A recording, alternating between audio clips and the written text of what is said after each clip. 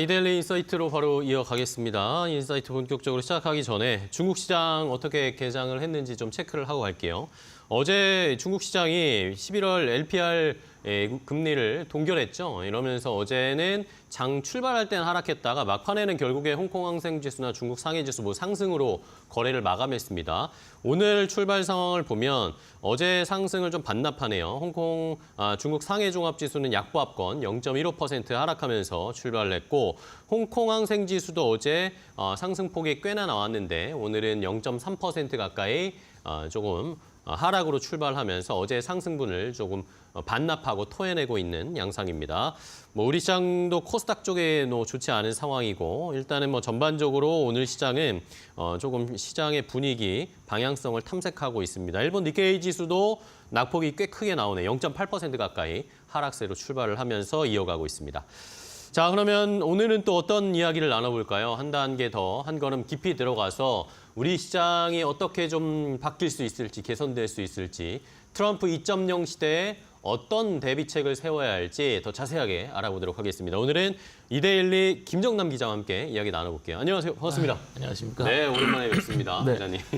자, 이제 저희가 그전에 이야기를 나눴을 때는 네. 트럼프가 당선인이 아니었을 때고 이제는 선거가 네. 끝이 나서 트럼프 당선인이 됐습니다. 이제 내년이면은 다시 대통령으로 복귀를 하게 그렇죠. 되는데 자, 트럼프 리스크가 우리 시장에 생각보다 크게 영향을 주고 있어요. 8년 전에 저희가 경험을 그렇죠. 해봤는데도 또다시 이런 상황이 나타나고 있습니다. 자, 그러면 전반적으로 다시 돌아온 트럼프 2.0 시대, 전반적인 산업계 변화가 어떻게 일어날 거라고 보세요?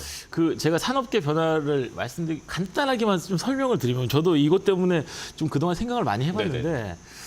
트럼프가 과연 재집권한다는 그 의미가 무엇일까라는 생각을 좀 해보면 예.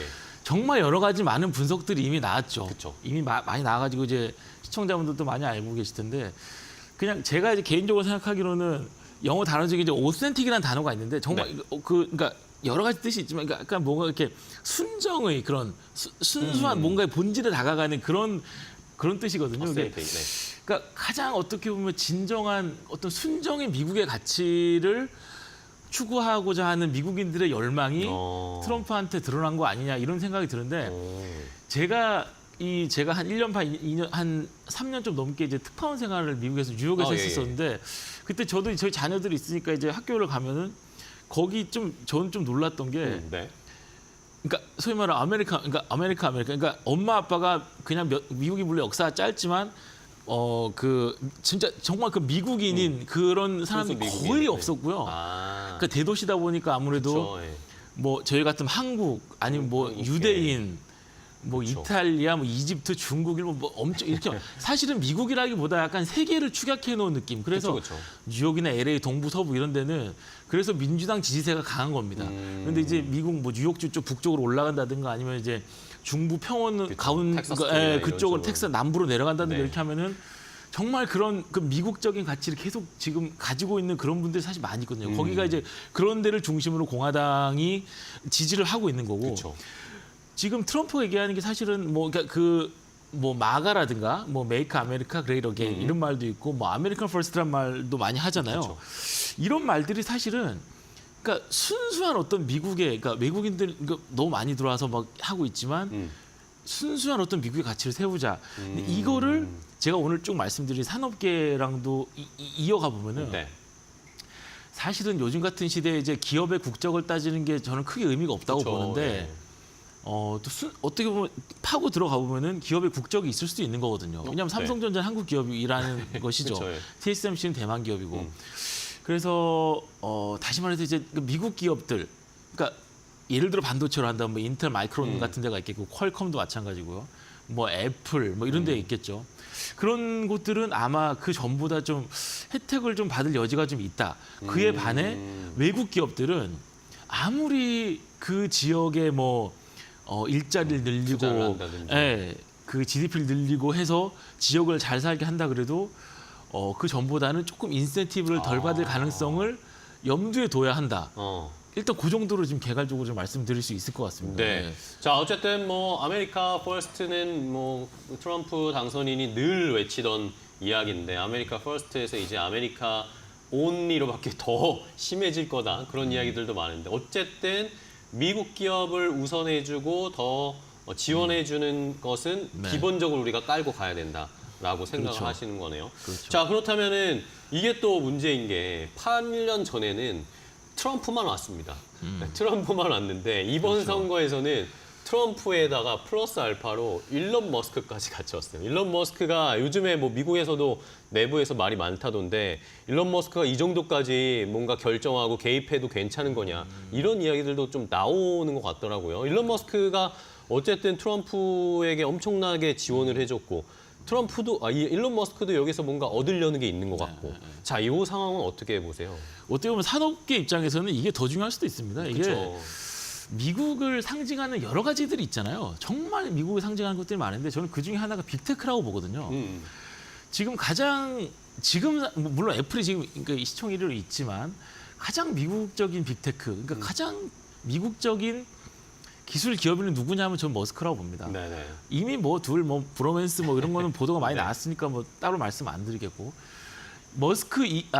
트럼프 2기의 산업 정책을 한마디로 요약하면 그러니까 일단 머스크랑 트럼프가 쭉 4년 내내 갈지 안 갈지는 그건 모르겠습니다. 그쵸, 그쵸. 아직은. 그래도 최소 2, 3년을 간다고 가정을 하고 일단 머스크 밀어주기로 산업 정책이 이어질 가능성이 있다. 그러니까 머스크가 지금 하고 있는 사업들이 뭐가 있습니까? 전기차, 전기차, 자율주행차, 우주. 뭐 휴머노이드 로봇 등등 어마어마하게 많잖아요. 그쵸. 이 사업들을 중심으로 규제를 풀어오고 여러 가지 지원을 해주면서 밀어줄 수 있는데 그 시나리오를 상정해야 될 게 사실은 이제 한국 입장에서는 자동차 업계가 특히 대미 흑자가 크고 그렇죠. 그게 좀 쉽지 않을 거라는 전망이 그 전부터 나왔는데 네네. 그것도 그거지만 머스크가 전기차를 하고 있기 때문에 더 어려운 측면이 분명히 있는 것이거든요. 그래서 전기차와 같이 붙어 다니는 게 어떻게 보면 배터리 사업이잖아요. 네네. 그래서 배터리 사업도 한국 기업들이 주력으로 하는 분야인데 이러이러한 이유들 때문에 좀 난관이 불가피해 보인다. 이렇게 개괄적으로 좀 설명이 가능할 것 같습니다. 네. 그러면은 좀 더 자세히 들어가 보겠습니다. 말씀해 주신 네. 것처럼 어쨌든 자동차, 뭐 반도체, 2차 전지 다 있지만 자동차부터 좀 보면 뭐 자동차도 뭐 수입 관세가 올라갈 수도 있는 거고 일론 머스크가 어쨌든 테슬라를 미국에서 점유율을 더 높이려고 현대 기아차나 뭐 외국 기업들에게 뭐 부담을 줄 수도 있는 거고 우리나라 현대차 그룹 괜찮을까요? 지금 아직 예측은 어렵고 이제 정책들이 하나하나 나와봐야겠지만 사실은 가장 우려되는 게 자동차입니다. 그러니까요. 자동차부터 모든 게 시작될 것이라는 얘기가 많을 정도로 이미 지금 로이터 통신 얼마 전에 보도가 나왔죠. 그러니까 IRA에 따른 그러니까 한 대당 최대 7,500달러의 전기차 세액 공제 그 혜택이 있는데 네네. 그걸 폐지할 폐지하겠다. 것이다라고 로이터 통신이나 보도를 해버렸죠. 네. 그 보도가 이미 나오기 전부터 뭐 외국계 기업들이나 아니면 뭐 그 전에 대관 관계자들 특히 해외 기업들 이쪽 분들은 이미 이 7,500불은 어떻게든 줄이는 쪽으로 손을 볼 것이다 이런 말들이 이미 뭐 그렇죠. 예상하고 타다했습니다. 그러니까 이 전기차 캐즘이라 그러잖아요. 그것 때문에 수요가 별로 안 좋은 상황에서 트럼프 쇼크까지 이제 왔기 때문에 퍼펙트 스톰, 그러니까 복합 위기라 그러잖아요. 네네. 그게 좀 자동차 업계에는 좀 불가피할 것 같고 제가 말씀드렸듯이 이제 그 트럼프의 머스크 밀어주기에 가장 직접적인 건 자동차인데. 이 테슬라 같은 경우는 이미 어느 정도 전기차 사업이 궤도에 올랐기 때문에 그렇죠. 다른 경쟁사 대비해서 보조금의 필요성이 낮죠. 지금 그러니까 현대차 그룹 자체가 미국 북미 사업에 정말 사활을 걸고 있거든요. 그리고 그렇죠. 특히 전기차 2위 사업자에 지금 올라 있고 이미 그래서 요거를 발판으로 해서 지금 뭐 가장 큰 회사는 뭐 도요타, 폭스바겐, 현대차 뭐 이렇게 돼 있는데 그걸 발판으로 해서 정말 이제 좀 도요타에 도전해보는 그렇죠. 그런 식의 입지를 구축해가겠다고 지금 선언을 이미 그 계획을 잡고 있는데 만약에 세액 공제가 실질적으로 줄어들 경우에는 뭐 미국 판매는 좀 감소는 피할 수 없을 것 그러니까요. 같고요. 이것만큼 또 중요한 게 고관세에 대한 그러니까요. 겁니다. 제가 한국 무역협회 숫자를 좀 살펴보니까 네네. 작년에 한국의 대미 자동차 부품 수출액이 403억 달러로 전체의 거의 35%에 가깝거든요. 네네. 그러니까 이 자동차 관세가 만약에 무거워지면은 당연히 수출은 어려워지는 그쵸. 뭐 당연한 얘기니까 좀 난관이 좀 불가피해 보이는 것 같습니다. 네. 예. 자, 그러면은 어쨌든 트럼프 정권에서 일론 머스크가 수혜를 많이 받을 거다. 테슬라는 어쨌든 뭐 그런 관세나 이런 거에서 일단은 상대적으로 자유로우니까. 그리고 저가 모델도 어쨌든 계속 출시를 대기하고 있는 상황, 가격도 낮추면서. 네, 네, 네. 자, 그렇다면 현대차 그룹이 뭔가 대응책이 있어야 되는데 이미 뭐 예상을 하고 있었으니까 뭔가 대비책 준비들이 되어 있을 것 같습니다. 뭐 어떤 식으로 준비하고 이 있나요? 현대차 가장 중요한 게 사실 인사죠. 이 올해 인사 확 당겼거든요. 네, 그렇죠. 참 보면 현대차가 개인적으로 참 보면 잘하는 것 같습니다. 이게 빨라졌어요, 굉장히. 예, 이 한국 그 대기업 CEO 특히 현대차면 뭐 거의 삼성, 현대차 이런 수준이니까 그렇죠. 그런데 CEO의 그 외국인 호세 무뇨스라는 분이 있는데 네, 이건 그분을 역사적인 앉힐 일입니다. 정도면은 굉장한 결단이거든요. 네. 근데 사실 또 앉혀보면 일 잘할 겁니다. 그러니까 어렵지 않은 결단인데 어떻게 보면 네. 이게 이 관습이라는 게 있기 때문에 그렇죠. 그리고 그 미국 정말 이분 외교통이죠. 나이도 많으신 게 성김 사장 정말 그렇죠. 베테랑인 이분을 그러니까 대관을 총괄하시는 그러니까 PR까지 하시는 이런 분으로 영입을 한 건데 그러니까 이 트럼프와는 좀 다르게 이 현대차 이번 인사 시기의 내용은 한국 대기업들이 좀 참고해볼 만한 사례가 될 것 네. 같고 일단 문호수 사장 같은 경우는 저도 미국에 있을 때 몇 번 만났는데 아. 거기 이제 기자간담회 같은 데 나오면 얘기도 하고 해봤는데 네네. 일단 이분은 지금 LA에 계셨던 분인데 한국 헤드쿼터 이 여기 HQ에서 일을 주로 하겠죠. 왔다 갔다 하면서 일을 하고 그렇죠. CEO니까 당연히 뭐 조지아나 워싱턴 왔다 갔다 할 것이고 성김 사장 같은 경우는 PR과 대관 총괄할 텐데 아무래도 조금 더 이제 그 워싱턴의 대관 쪽에 좀 더 특화한 그런 식의 움직임을 보이지 않을까. 대각관이나 이런 쪽에 대관 그렇죠. 업무를, 이 정보전이 굉장히 중요하기 때문에 그렇죠. 그래서 내년 현대차 그룹이 지금 올해 또 최대 실적 내고 장사 잘하고 있잖아요. 내년 현대차 그룹이 그런 흐름을 이어갈지 못할지는 이 두 분한테 좀 달려 있는 게 좀 크다. 이렇게 봐야 될 것 같고 구체적인 사업 계획도 조정이 좀 불가피하죠. 현대차 그룹이 조지아주에다가 120달러, 그렇죠. 억 달러 이상 공장 좀 크게 공장 투자했죠. 투자했잖아요. 네. 이게 사실은 다 전기차 보고 들어간 건데 아무래도 이제 하이브리드 차 생산 비중을 좀 높이면서 이 좀 포트폴리오 조정을 해야 될 것 같습니다. 그래서 장기적으로 보면은 한 3분의 1에서 절반 가량 정도는 하이브리드 이 차량을 이 조지아주 공장에서 좀 생산하는 그런 식으로 좀 유연하게 대응해야 될 것 같습니다. 네. 자, 일단은 뭐 현대차 그룹이 뭐 그때 깜짝 인사, 빠르게 인사를 발표를 하면서 시장에서도 놀랐어요. 네. 그러면서 어쨌든 현대차는 빠르게 대응하고 있구나. 네. 정의선 회장이 어쨌든 미리미리 좀 준비를 했구나. 다른 뭐 삼성이나 대기업들도 SK나 이런 쪽도 참고는 많이 해봐야 될 것 같아요. 그런 다음에 그럼 어쨌든 현대차는 이 정도로 어느 정도 좀 대응을 발빠르게 하고 있는데 문제는 또 이제 2차 전지입니다. 네, IRA 이 이야기들이 논란이 계속되고 있기 때문에 어쨌든 뭐 주가도 지금 맞아요. 뭐 사정없이 무너졌고 맞습니다. 이쪽은 어떻게 대응하면 좋을까요? 현대차 자동차는 그래도 현대차가 워낙 장사를 잘하고 있고 그러니까요. 사업을 잘하고 있기 때문에 그런데 지금 이 배터리는 워낙 지금 상황이 안 좋거든요. 그쵸? 실적도 안 좋고. 네, 지금 그 AMPC라는 세액공제 IRA 네네. 있는데 그것도 지금 폐지할 것 같습니다. 아. 줄이거나 폐지하거나 어떻게든 간에 할 것 같은데 문제가 뭐냐면은 이 지금 LG 에너지 솔루션이나 뭐 SK 온 이런 데도 마찬가지고 이 AMPC 보조금 때문에 겨우 적자를 면하는 수준으로 지금 그쵸. 사업이 이루어지고 있다는 것이군요. 예를 들어서 지금 뭐 그 LG 에너지 솔루션만 봐도 그쵸. 올해 3분기 누적으로 지금 영업이익 8천억 정도 했는데 AMPC 보조금이 지금 1조 1천억이 넘었습니다. 그러니까 이게 실제로 따지면 예, 예. 적자죠 사실은. 그쵸. 그 SK온 같은 경우는 그럼에도 불구하고 적자를 냈는데 올해 3분기에 살짝 좀 이제 흑자 전환을 했는데 이것도 이제 보조금 때문에 보조금이 한 608억 정도 됐거든요. 네네. 그것 때문에 가능했고요. 이 국내 배터리 업체들이 만약에 공장을 어마어마하게 지금 지어놨기 때문에 네네. 그 현지 생산이 계획대로 이루어진다. 그럼 한 2026년 정도부터는 이 연간 AMPC 혜택이 거의 한 20조 원 가까이 될 것이다라는 그 추정이 있거든요. 그쵸. 그럴 정도로 이 보조금에 대한 의존도가 높다는 얘기입니다. 그런데 만약에 이 트럼프가 AMPC 혜택을 이거 뭐지 하고 좀 줄이거나 없애버리면은 이거는 좀 적자로 다 전환되겠죠. 이게 예. 현대차하고는 다르게 어떻게 보면은 이 생존의 문제가 될 수도 있어요. 예. 그러니까 한 단계 더 좀 안 좋아지는.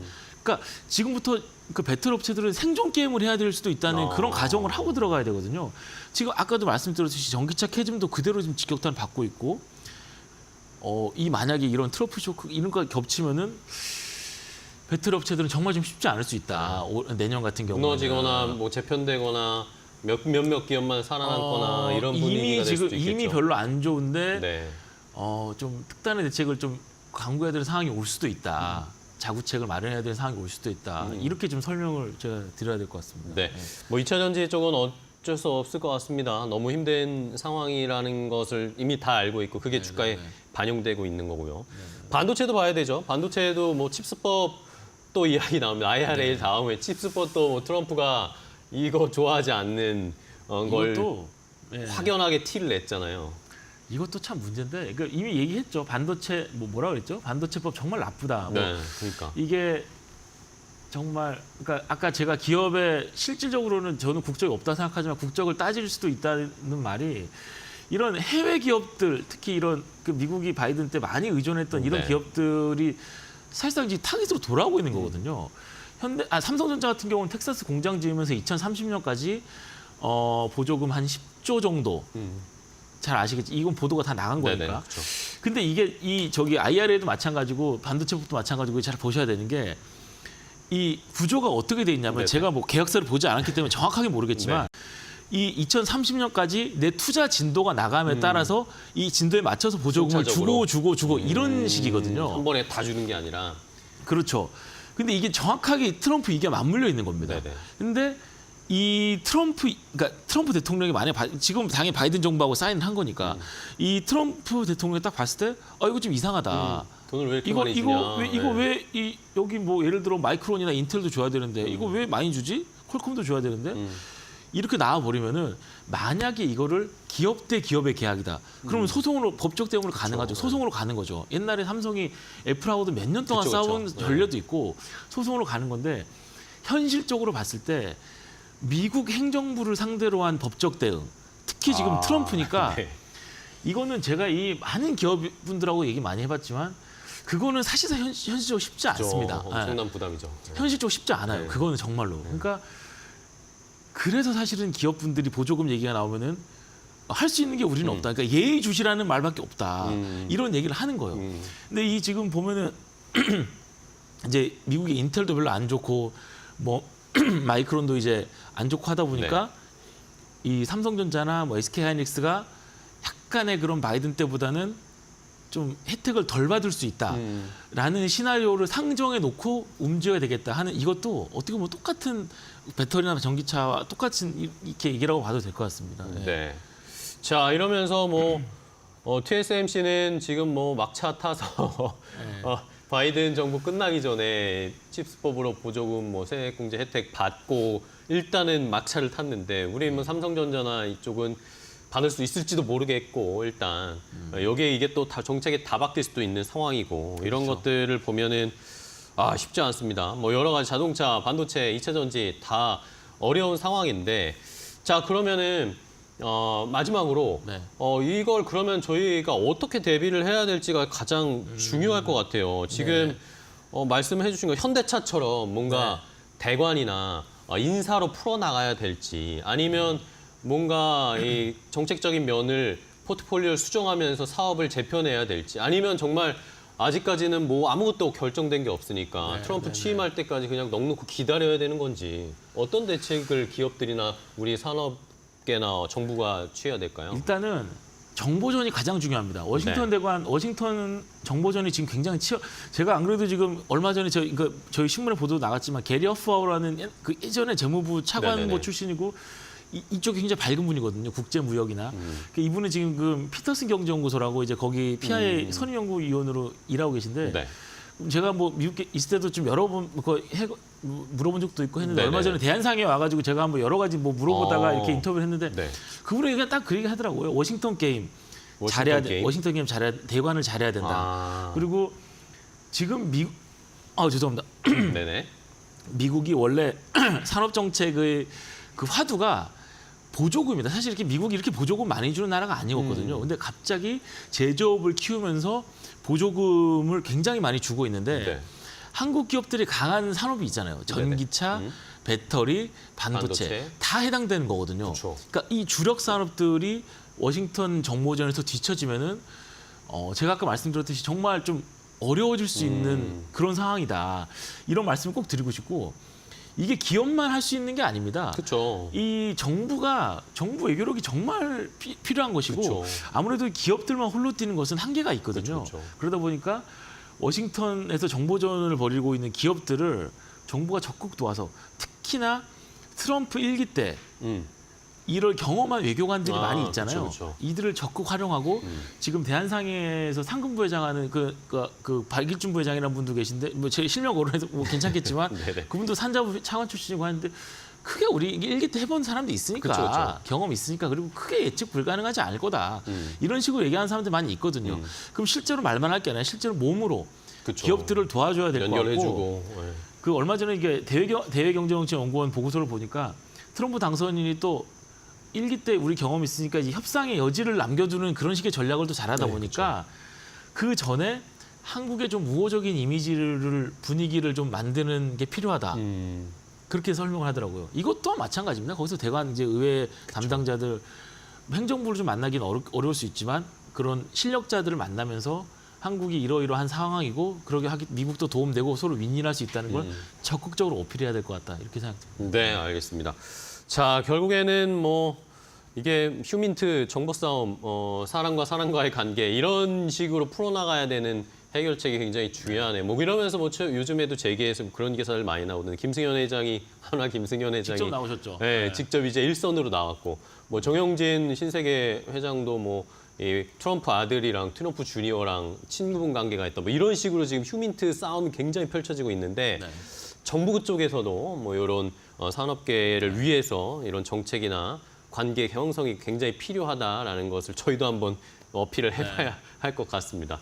자, 오늘 김정남 기자와 함께 이야기 나눠봤습니다. 트럼프 2.0 시대에 뭔가 해결책이 나올 수 있었을지 도움이 되셨을지 모르겠는데 오늘 또 좋은 인사이트 주셔서 감사하고요. 다음 시간에 또 뵙겠습니다. 감사합니다. 고생 많으셨습니다. 예, 감사합니다. 고맙습니다. 네.